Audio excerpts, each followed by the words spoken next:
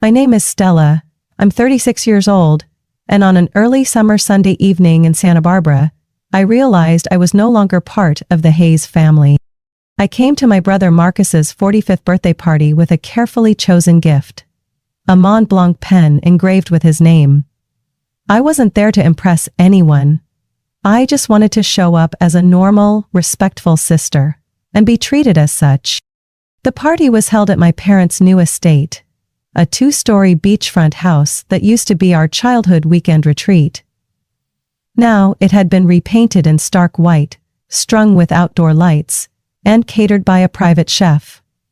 The event was orchestrated like a small wedding, complete with a coordinator in black holding the guest list. I parked, stepped out in a simple olive green fitted dress, hair pulled into a neat bun. I handed over my invitation, but the young man at the gate barely glanced at it before looking back at his list. "Sorry, your name?" he asked, voice polite to the point of robotic. "Stella Hayes. I'm Marcus's sister." "Stella Hayes," he repeated, finger sliding down the column. Then he stopped. "Ah, you're listed as A+1 under the family group." I frowned. "Listed as what?" He turned the sheet toward me.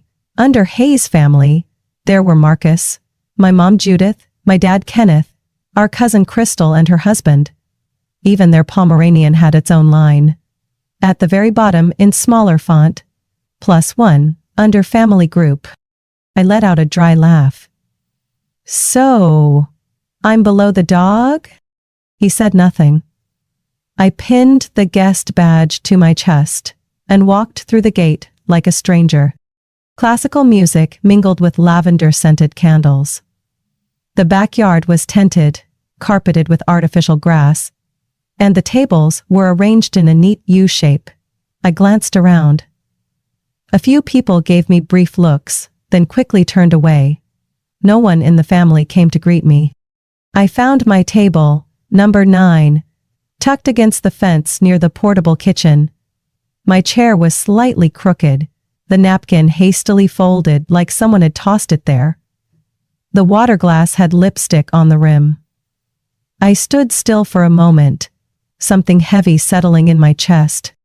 Marcus stood at the center, tall, polished in a sharp designer suit.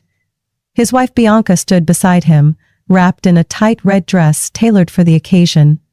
Judith clung to the arm of a man I didn't recognize, her face beaming like she was hosting a press conference.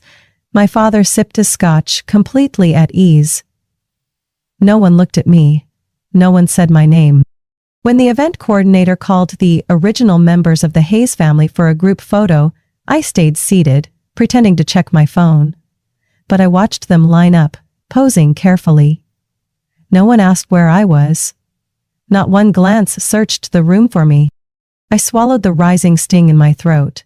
In that moment, it was painfully clear. I no longer belonged here. They hadn't thrown me out. They had erased me.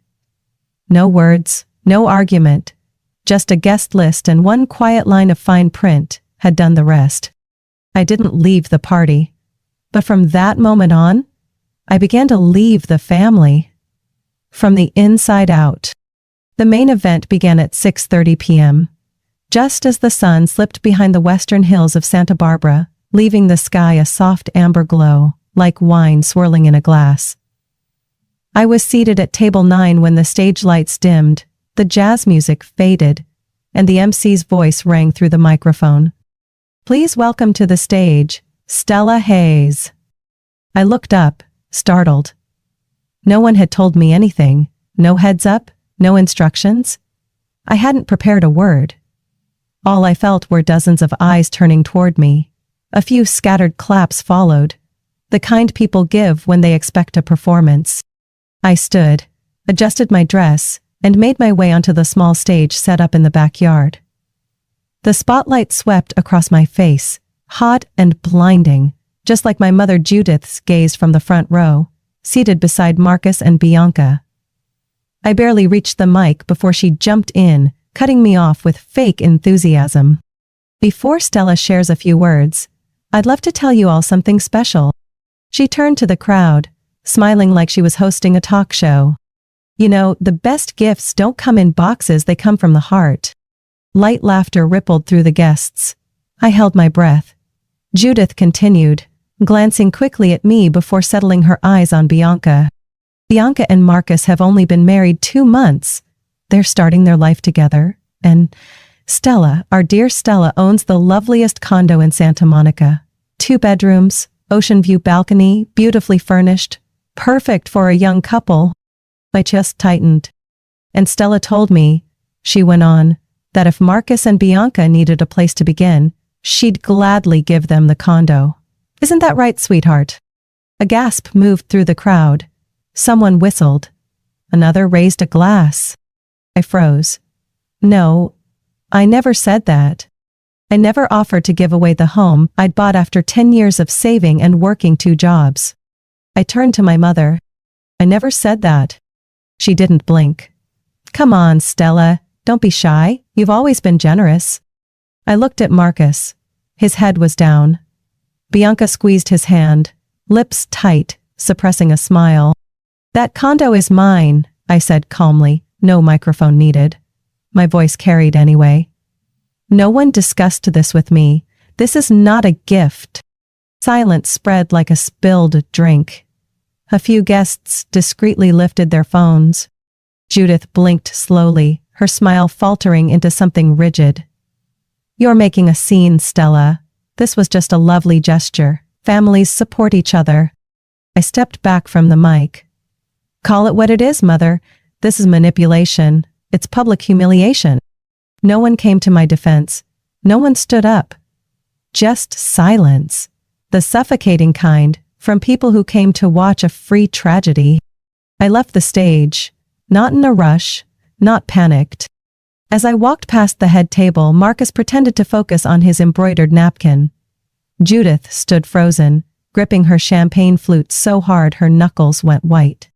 I moved quickly past the satin-covered tables, forcing my steps to stay steady. The scent of grilled meat and red wine mixed with lavender from the oil diffusers, but all I could sense was blood. Not yet visible, but my body already knew. I had just reached the dessert buffet when a low, sharp voice cut through the air behind me. You humiliated me in front of everyone. I turned. My father, Kenneth, stood 3 paces away. Eyes bloodshot, jaw twitching with rage, half-cell wine glass still in hand. He didn't yell. He didn't make a scene. His voice was low and cold, sharp enough to slice skin. I took half a step back. I didn't do anything wrong. They ambushed me, I just…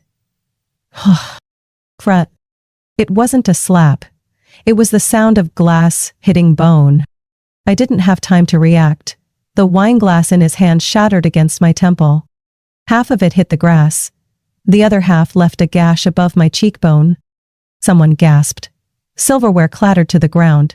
I staggered, clutching my head. My ears rang. Shapes moved around me, blurry, spinning. No one stepped forward, no one reached out. Only phones lifted.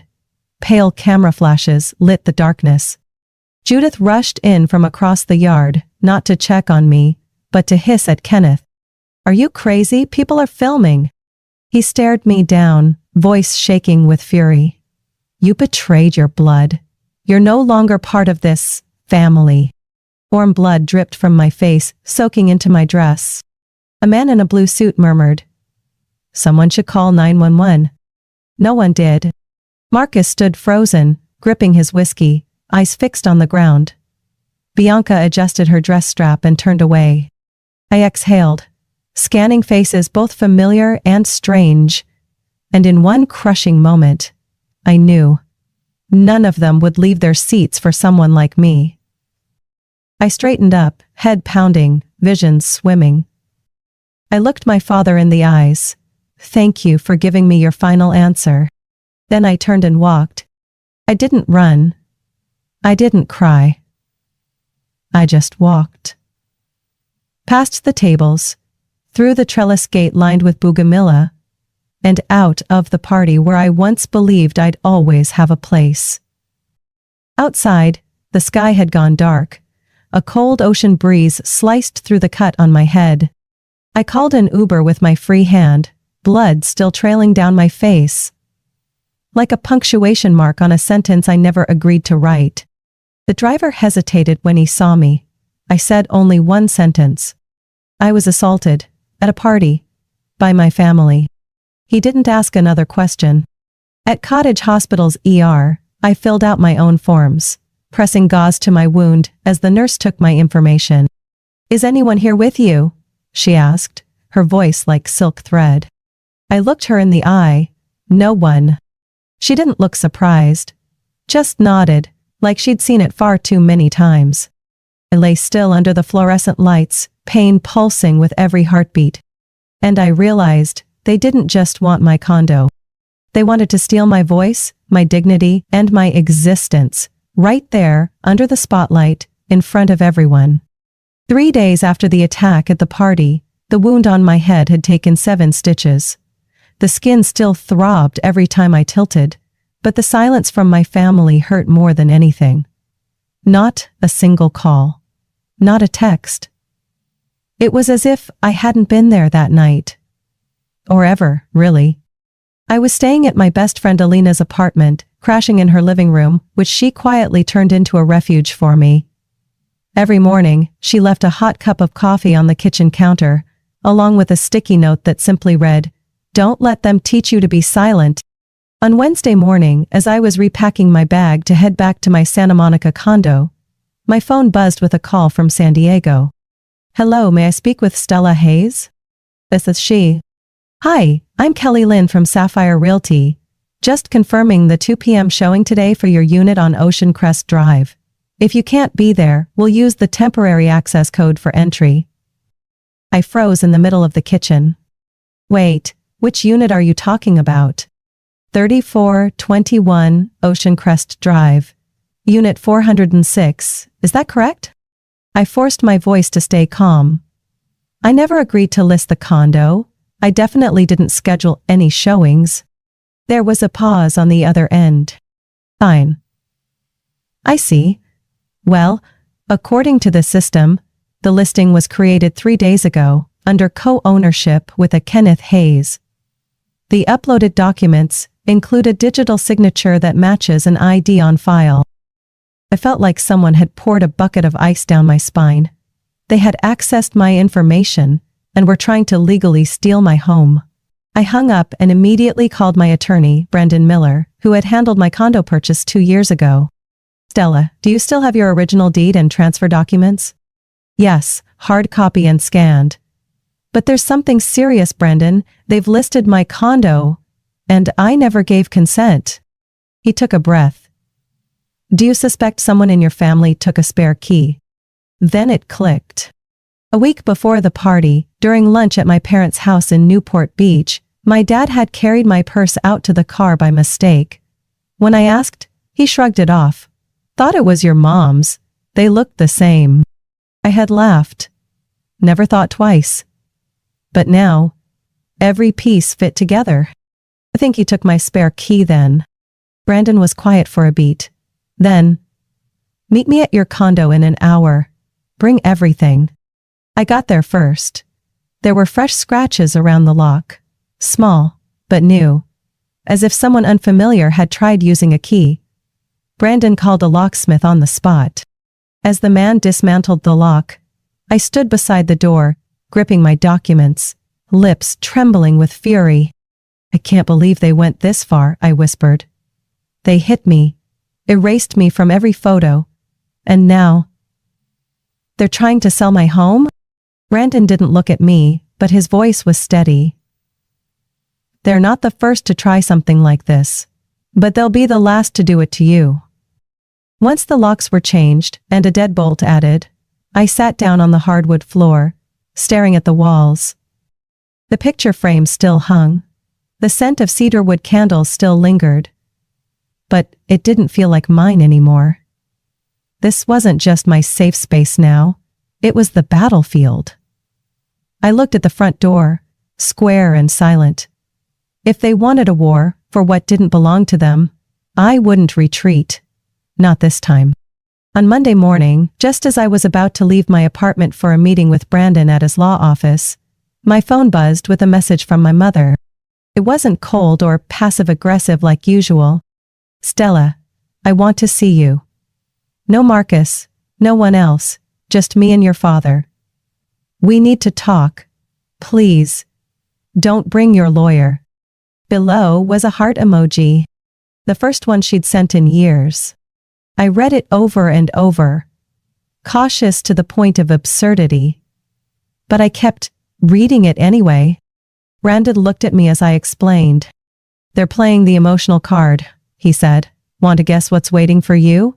A cup of tea, some almond cookies, and a printed agreement on the coffee table." I nodded. "I know. But if I don't go, they'll twist the narrative. Say I shut them out. Say I refuse to hear them out. They're good at playing the victim." Brandon thought for a second, then placed his hand on the table. "Wear a recorder. I've got a mini one. Just listen. But whatever they hand you, don't sign. Not under any circumstances." I arrived at my parents' house at 4 p.m. The new Port Beach home looked exactly as it did the last time I walked out of it. White painted door, brown tiled roof, garden trimmed to perfection, almost unnaturally so. But this time, the front door was already open, like they knew I'd come. My mother, Haitiayane, stood at the steps in a beige sweater and silk skirt, holding a cup of hot tea. No cameras, no visible tension. Everything arranged so neatly it made me want to scream. "Thank you for coming, sweetheart," she said in a soft, measured voice. I nodded. No hug. I didn't step in right away, just stood and observed. Inside, the place was spotless. The coffee table held a plate of almond cookies I used to like. On the couch lay the old family photo album, the same one that had been mysteriously missing a few pages, now restored, like nothing had ever been tampered with. My father, Kenneth, sat in an armchair by the fireplace, holding a brandy glass, no longer furious like at the party. He now played the role of the calm, contemplative father, just slightly regretful. Just smug enough. "Sweetheart," he started. "We shouldn't have let things get this far. Everyone's been hurt. Everyone's lost something. But family is still family." I sat down. Didn't touch the cookies. Didn't take the tea. "Lost something?" I said quietly. "I lost blood." "And you were trying to sell my condo." My mother cut in with a flat smile. "That was a misunderstanding, Stella. The realtor probably made a mistake. We never meant for that. But to avoid unnecessary legal drama, your father and I prepared a settlement document." She pulled a manila envelope from the coffee table drawer and placed it gently in front of me like it was a birthday invitation. "This is a mutual agreement. You'll keep your name on the deed, but Marcus and Bianca will have exclusive usage for 10 years. The property is still yours. But you won't sell it, and you won't cause trouble." I flipped it open slightly. Legal jargon everywhere. But the last line said it all. Party A agrees to grant Party B exclusive usage rights of Unit 46 Ocean Crest Drive, including rental and full management control, for a period of 10 years. I looked at my mother, then my father, both silent. Wait. No threats, no begging, just pressure, disguised as reconciliation. I folded the document and placed it back on the tray. This isn't peace, it's a calculated land grab. My father leaned forward, voice darker. "You think dragging this into court will get you anywhere? Your reputation, your job, your relationships. How far do you want this to go?"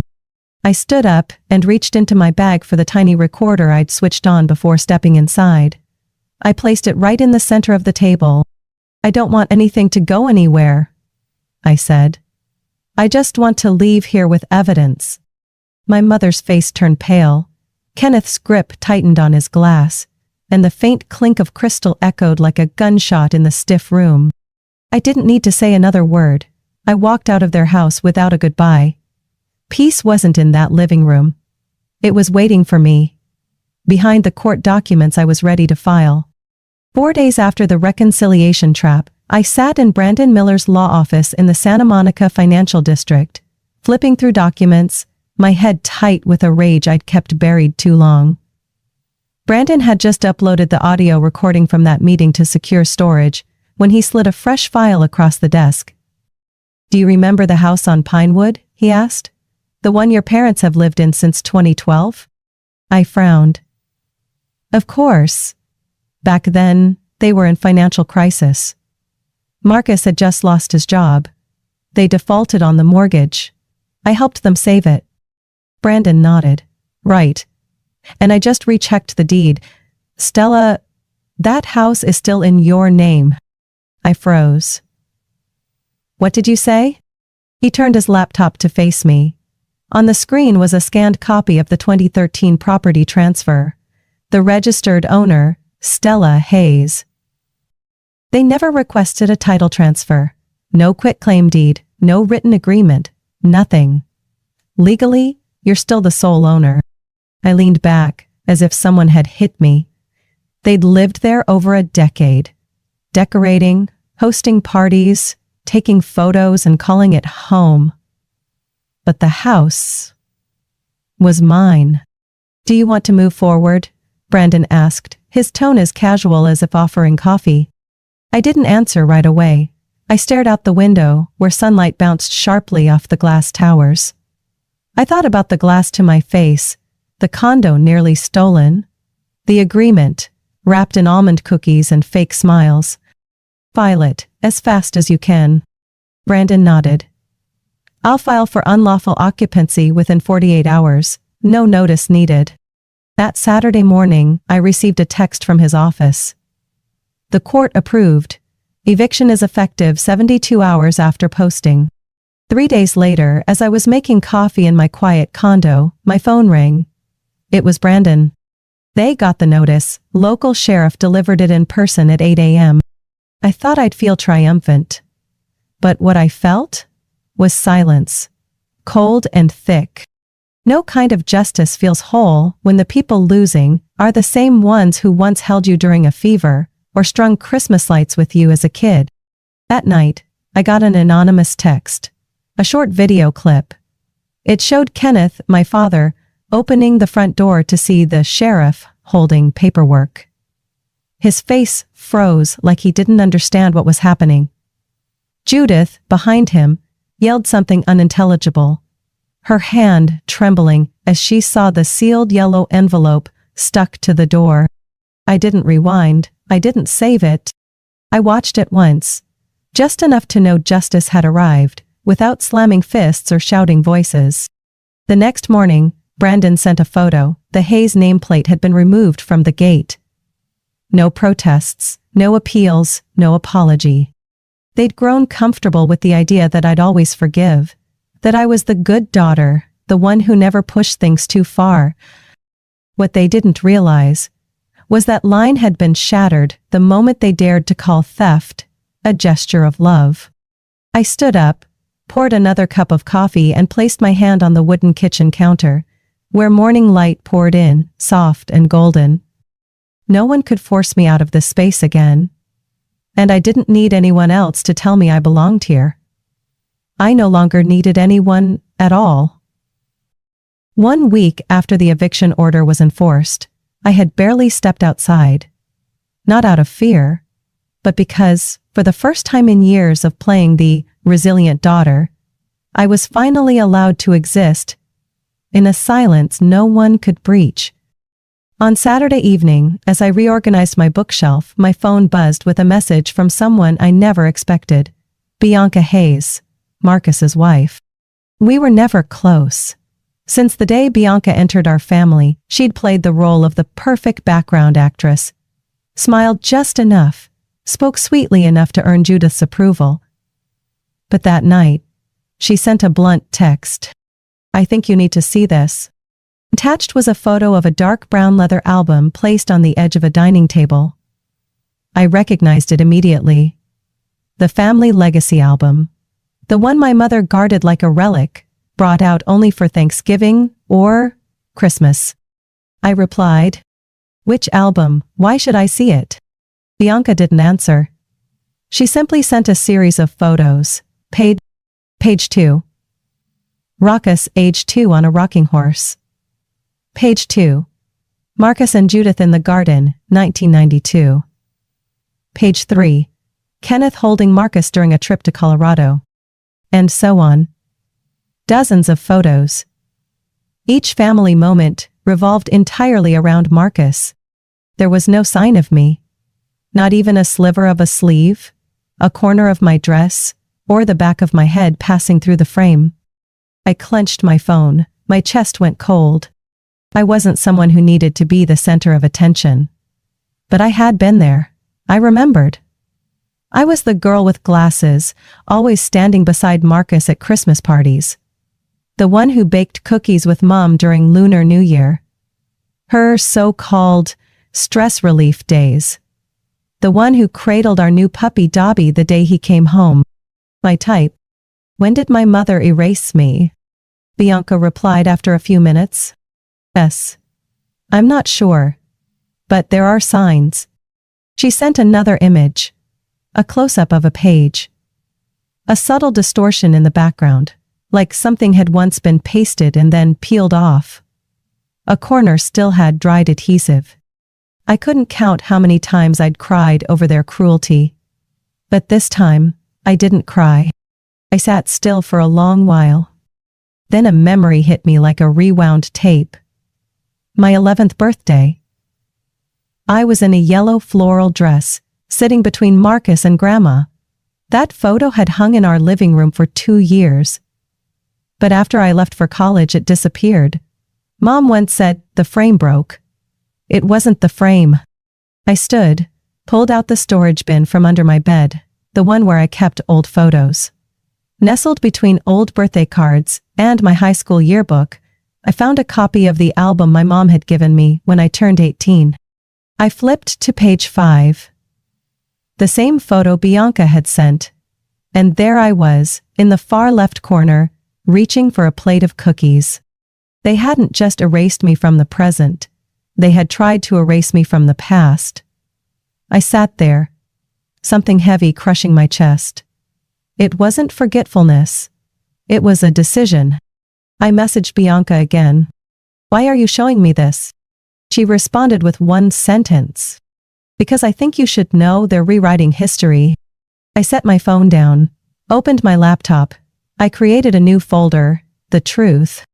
I scanned every photo I had, every original deed, every audio recording from the reconciliation excerpts from the eviction order, and every image Bianca sent me. I didn't know what I'd do with it yet. But I knew one thing.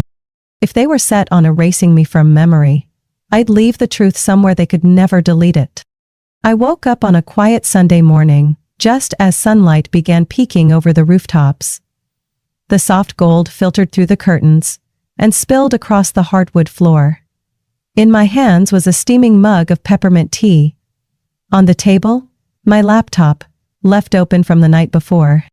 The screen blinked with one question. Are you sure you want to share this folder? I didn't hesitate anymore. I clicked, yes. In that moment, every file in the folder labeled The Truth went live on a public archive. Permanent link, verified ID, locked against edits. There it was. Every bank transfer I'd made to Marcus when his company was drowning. The text from Judith that read, Stella, can you cover Ivy's tuition? I'll pay you back in 2 weeks. A promise that never saw daylight. Legal documents listing my condo for sale under a forged signature. The living room audio recording of them handing me that benevolent transfer contract. And the doctored family album, alongside the originals I still owned. No outrage, no captions, no names called. Just the truth. Raw, undeniable. I didn't title the folder with Marcus or Judith's name. I didn't call them Mom or Dad. I didn't craft a viral post. I left one line. For anyone whose voice was smothered by family, this is how I got mine back. Notifications came fast. Messages. Emails. invitations from small podcasts that shared real stories. I declined them all. I didn't do this to become a symbol. I did it to end the story myself. Marcus messaged me twice. First, "Stella, this is damaging my company. Are you trying to destroy me?" And colder, "Congrats, you tore down your whole family just to play the victim." I didn't reply. 3 days later, Judith left a nearly 2-minute voicemail. She opened with a trembling apology, slipped into accusations, then circled back to how she sacrificed so much for me as a child. Her voice was hoarse, but the only part that lingered was the ending. "And if you still have any heart left, take it down. Enough already." I closed my eyes, took a long, slow breath. Then I deleted the message. No save, no reply. I didn't need their acknowledgement. I didn't need anyone's forgiveness. That afternoon I stopped by the local nursery. Ty bought a small lavender pot and a fig tree in a soft glazed ceramic planter.